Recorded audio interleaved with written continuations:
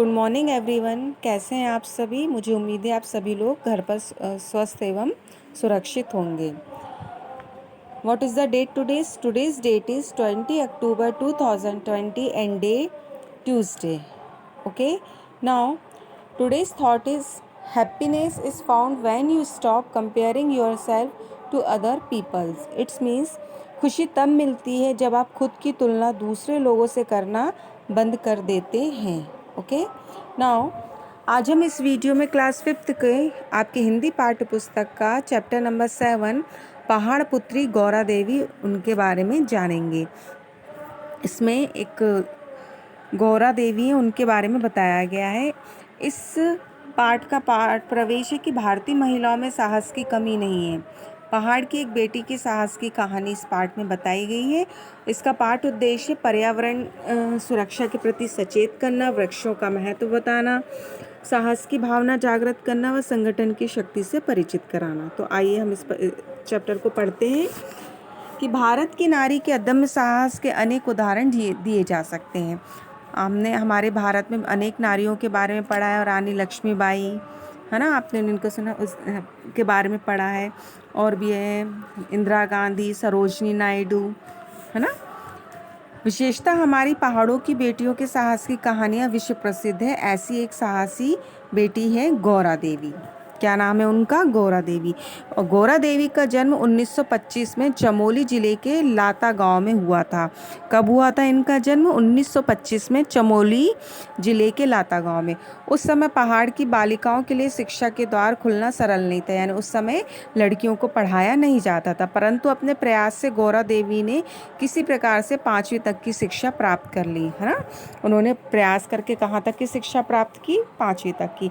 वे चाहकर भी अपनी पढ़ाई को आगे नहीं बढ़ा सकी। 11 वर्ष की छोटी आयु में उनका विवाह रैणी गांव के मेहरबान सिंह से कर दिया गया। आपको जैसे पता है कि हमारे भारत में पहले कितनी कुप्रथाएं प्रचलित थी, जिसमें एक बाल विवाह भी था, जिससे बहुत ही छोटी उम्र में बच्चों की शादी कर दी जाती थी।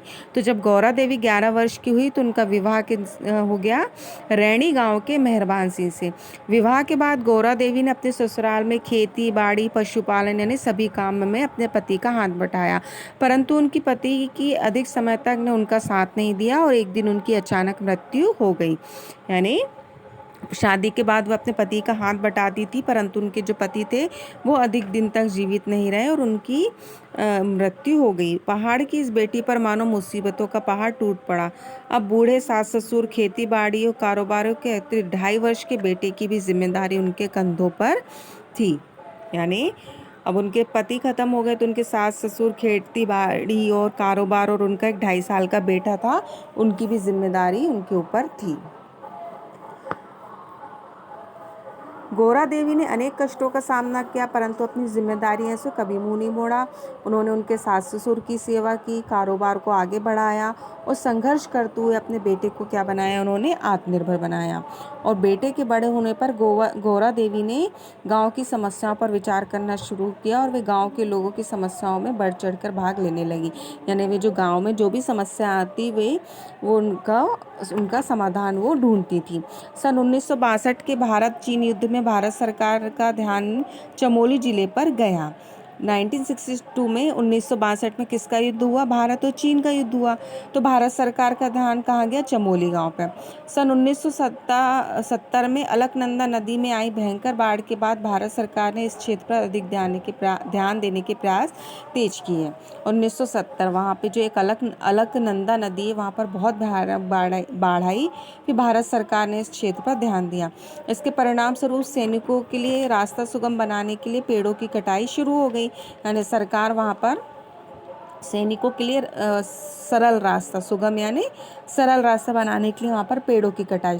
सरकार के इस प्रयास से पहाड़ के लोग खुश नहीं थे। क्यों खुश नहीं थे? क्योंकि वो जिनके हरे भरे पेड़ थे वो क्या कर रहे थे? सारे काट रहे थे। तो वहाँ के पहाड़ के जो लोग थे वो खुश नहीं थे।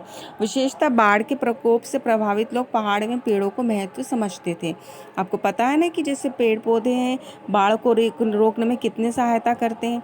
धीरे धीरे गांव में चेतना जागृत होने, वहाँ महिला मंगल दलों की स्थापना होने लगी। रैणी गांव की महिला मंगल दल की अध्यक्षता गौरा देवी को चुना गया। यानी उनके गांव जो रेणी गांव की जो महिला मंगल दल थी उनकी अध्यक्ष कौन थी? गौरा देवी। महिला मंगल दल की अध्यक्षिका के रूप में गौरा देवी अनेक प्रसिद्ध सामाजिक कार्यकर्ताओं के संपर्क में आई और उनसे पहाड़ की समस्याओं पर चर्चा की। उन्होंने जो सामाजिक कार्यकर्ता होते हैं ना उनके वो संपर्क में आई और वो समस्याओं पर उन्होंने चर्चा करी। उधर प्रशासन पेड़ों की कटाई की तैयारी कर रहा था। रेणी गाँव में भी हजारों पेड़ काटे जाने का निर्णय लिया गया।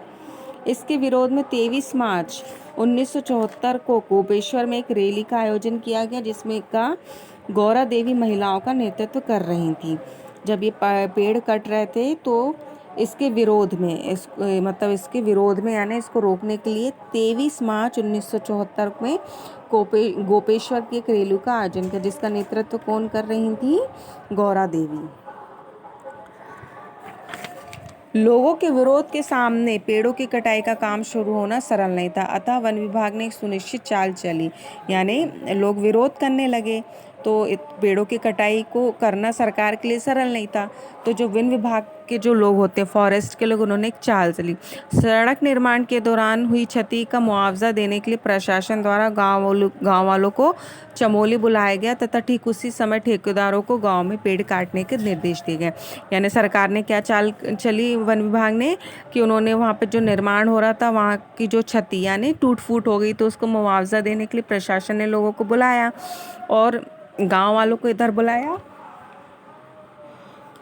और उसी समय जो ठेकेदार थे वे पेड़ काटने पहुंच गए।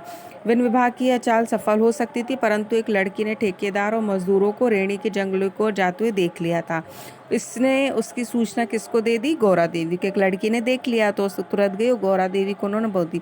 गौरा देवी ने तुरंत गाँव की महिलाओं और बच्चों को लेकर जंगल की ओर बढ़ गई। उन्होंने अदम्य साहस का परिचय देते हुए ठेकेदार और मजदूरों का सामना किया। उन्हें बंदूक से डराया धमकाया परंतु वे नहीं डरी और वो पेड़ों से चिपक गई। गौरा देवी ने गरज कर कहा कि ये जंगल हमारा मायका, हम इसे कटने नहीं देंगे। यानी सारी महिलाएं बच्चे उन पेड़ों से चिपक गए कि आप ये पेड़ नहीं काट सकते। गौरा देवी ने के साहस ने एक भी पेड़ कटने नहीं दिया और ठेकेदार और मजदूरों को वापस जाना पड़ा। इस आंदोलन ने सरकार का ध्यान अपनी ओर आकर्षित किया। उन्होंने अनेक वन प्रेमी और वैज्ञानिक भी इस आंदोलन में समर्थन में खड़े हुए और सरकार को एक जांच समिति का गठन करना पड़ा। जांच में पाया गया कि पर्यावरण की दृष्टि से जंगलों की सुरक्षा आवश्यक है, पेड़ों को ना काटने का निर्णय लिया गया। पेड़ों की रक्षा के लिए गौरा देवी द्वारा किए गए सराहनीय कार्यों के लिए सन 1986 में महिला मंगल दल की 30 अन्य अध्यक्षाओं के साथ उन्हें प्रथम वृक्ष मित्र पुरस्कार प्रदान किया गया। उन्हें कौन सा पुरस्कार दिया गया? 1986 में वृक्ष मित्र पुरस्कार पहली बार दिया गया। और 4 जुलाई 1991 को इस बहादुर पहाड़ पुत्री का निधन हो गया। 4 जुलाई 1991 को इस पहाड़ पुत्री का निधन हो गया। इस पार्ट में हमें बताया गया है कि वृक्ष हमारे सच्चे मित्र हैं, हमें इनकी सुरक्षा करना हमारा कर्तव्य है। वैसे ही आजकल कितना प्रदूषण फैल रहा है तो हमें पेड़ों को कटने नहीं देना है और हमें खुद भी पेड़ को लगाना है क्योंकि पेड़ हमारे पर्यावरण के लिए बहुत ही आवश्यक हैं। तो आपका यह चैप्टर ख़त्म हुआ। आपका होमवर्क है कि आप इस चैप्टर को 2 टाइम्स रीड करेंगे। Thank you. Have a nice day.